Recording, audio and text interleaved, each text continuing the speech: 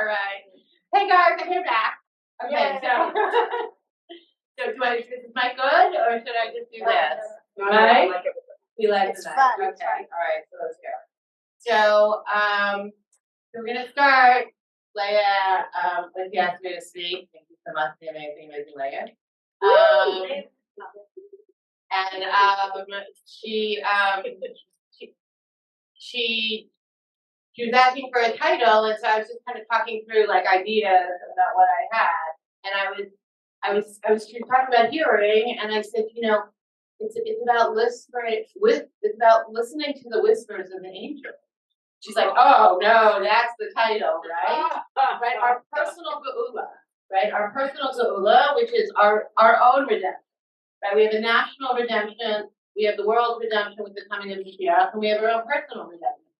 And I'm not going to tell you anything that probably you already know everything that I'm going to say, right? Which is important anyway, because you already have all of your answers on how to return to your essence. You already have all of your answers on how to return to your essence. Your personal redemption is not based on becoming someone else. It is not based on becoming like someone else. Your personal redemption comes when you return to your initial, to who you are, and you return and get closer to Hakadosh Baruch Hu who loves you, right? And so where does that start, and how do we know? And again, I'm not going to tell you anything fancy. I'm going to give you a bunch of things that you already know, where you're going to say, oh, that's so simple, I've learned that and gone. But that's the thing, right? That's the thing. The truth you already have. The answers you already have. Because with Nisyonos, right, what are the basics on Nisyonos? The basics on all Nisyonos that share every time. One, it has to be the hardest thing that I could possibly go through. Right? And so when people hear that I was blind, electric wheelchair, liquid-only nutrition, left in the basement, 10 years not able to walk, 3 years not able to eat, 1 year not able to speak, they say, oh my gosh, you're amazing. You're amazing. Wow, wow. I could never go through that. I don't know how you did that. But here's the thing. You're right. You couldn't go through it. But I couldn't go through some of your hardest missionos, right? Because it's not mine. It's not my journey. Because why am I giving in Nisyonos? And why is it? Because it's a matana. Because it's a gift. It's a gift that I've been given. And it is with the matana, with the talents and abilities that Hashem has already given me. Right? Because before we get the illness, we get the cure. Right? And so before I was born, I knew all of these trials and tribulations that I was going to go through. And I accepted them. And I said, thank you so much, I'll do it. And he said, and why? Why did I choose my parents? Why did I choose my situation? Why did I choose to have to be from domestic violence because of the Arabs? Why did I have to go into hiding for a year with my children? Why did I have to live in the basement of a nursing home? Because it was my journey, because it is what my neshama had to go through, not go around. To get closer to Hakadosh Baruch Hu who loves me completely. And that's all that he wants, right? And so that's step one of the Nisyonos. It has to be the hardest thing, but it has to be what I need. It has to be the thing that Hashem knows will bring me closer to him. Because it's about birth, which is what we're going to talk about in 1 second. Okay? What else does it have to be? Hashem has to have given me everything I need to get through it. Right? We're given, before we get the illness, we get the cure. So when I was standing up in Shemayim, when you were standing up in Shemayim, before you forgot everything, before the Malachim touched you right here, and you forgot that you knew all of Torah, and you forgot that you knew all of your way, at that time we chose our Nisyonos because it was the exact tikkun, the exact fix that my neshama needed to go through, so that maybe I don't ever have to come back here again, right? I can just be here when Mashiach is here, right? Right? So I have everything. It's the worst possible thing. I need to go through it, right? And when I go through it, what I know is, because it's a custom-made challenge, right? Custom-made to my neshama. When I go through it, I know 100% of the time that I will be closer to Hakadosh Baruch Hu who loves me completely. Right? So So how do I know that this is what he wants? Because this was in the creation. Again, I'm not going to tell you anything fancy. I'm going to tell you things that you already know. So before Hashem started to create this world, right? In order to make a living place for himself, before he did any of that, he was perfect. Like Mamash, he was perfect. He filled all space, all time, all things. So how was there space for us? And how can a perfect being grow? And this is what I have to talk to you about today. How does a perfect being grow? By what did he do? He pulled in. He created space. And in that space that he created space for him to grow towards us, right? For us to create a dwelling place for him. And for us to grow towards him. And he gave us everything we needed to grow, right? It was the hardest possible thing for us, but he gave us everything that we needed, which is the Spirit, right? He sent down his attributes. He sent down, because how do we get closer to him? How do we go through the Nisyonos? We act like God. We be God-like, right? But how do we do that when we're totally going to fail? The Ramchal says that our avodah is actually to try to be like a Kadosh Baruch Hu, who is perfect, knowing 100% of the time we will fail. The Jewish people, right?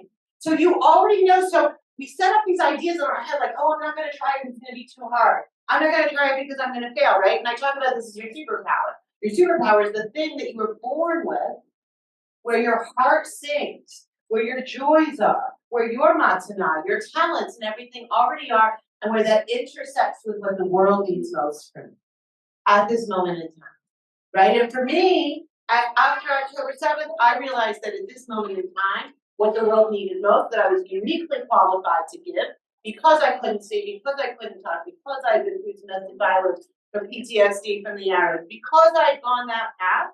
When I got here and made my aliyah finally a year ago this month, when I got here and came home and came back to my essence and planted myself in the land that Hakadosh Baruch Hu gave me, right? Because it's mine. When this happened, then I became more of who I was always meant to be. More of who I was always meant to be because I came home. I returned to the essence of who I am. And so in this perfection, Rav Kook says that there were two perfections. Because Hashem was perfect before he thought about us, before he thought about creating us. But then there was a second perfection, the perfection of growth. And he sent us the Sefirot, but he also sent us the strength and the koach, the encouragement, and the Moshav, right? That you all know that from the title, that every blade of grass has an angel next to it, whispering, grow. Every blade of grass has an angel next to it, whispering, grow. And if Hashem and the Malachim care so much about every blade of that grass, imagine how much he cares about you. And imagine how much he wants you to grow. Because that's actually the world that he created. In his double perfection, he said, I want to grow towards you, and I want you to grow towards me. And I'm going to give you a path to do that, right? I'm going to give you the Spirit. I'm going to show you what it's like to have my attributes. I'm going to give you the solution before I give you the illness, right? Which is a painful life, it seems.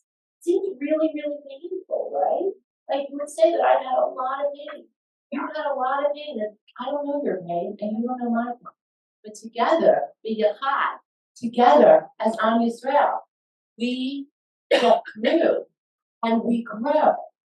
And so when I focus on there's a wrong question that people ask. They're like in a relationship, whether it's like dating or whether it's a long term or whether it's like a friendship, right? And the kind of outward word is always like, well, is it good for me? It's like such a goshiness thing, right? Is it good for me? Are they being good to me? Is this feeding my inner child? Like, is this like a good relationship for me? People ask that of other people, like, is the relationship good for you? Is everything good for you? right? That's so completely the wrong question. It's the whole framing of the question is not a Torah question, right? Because the question to ask, because we learn about relationships just like we learn about everything from Torah. And so if Hashem went into himself to make space for me to grow and create, so then if I want to be godlike, knowing that I'm going to fail, in my relationships, the question is, are you growing? Am I growing? In the space that has been created, in the space that has been created, is there growth? And then it doesn't matter who they are, right? Because everybody, when people hear my whole story, they're like, oh, I'm not angry, right? Like the doctor said I would die. They warehoused me in the basement. I was like alone with bars. My kids were put in the foster care. Like, why are you not angry? Because it is this everything you see right now, everything you see, it is just an act for your own growth. Right? So somebody says something nasty and horrible to me, right? Nasty and horrible. They're not saying it, and like old me before Torah, would want to be, right? Like, how could you say that to me? Like, how could you do that? How could you like spit on me? But when I stop for a second and say, what do I have to learn here? Because that person who does the horrible thing, that person who misses the thing that should have happened, the person who doesn't do something as you think correctly or whatever, that person is only there as an actor in this life that Hashem has built for me for only one purpose. And that purpose is to grow closer to Him. And so what happens in the noise, and I love this question about like meditating. I'm a daily meditator. I will tell you right now, I'm a daily meditator. I'm a meditator. I do yoga. I walk. I dance. I listen to music. I am like all in my own journey of recovery, right? It's been 10 years since I took my first, 8 years since I took my first steps again, you know? And I want to take every one of those steps with joy, with purpose, with meaning, with mitzvah, right?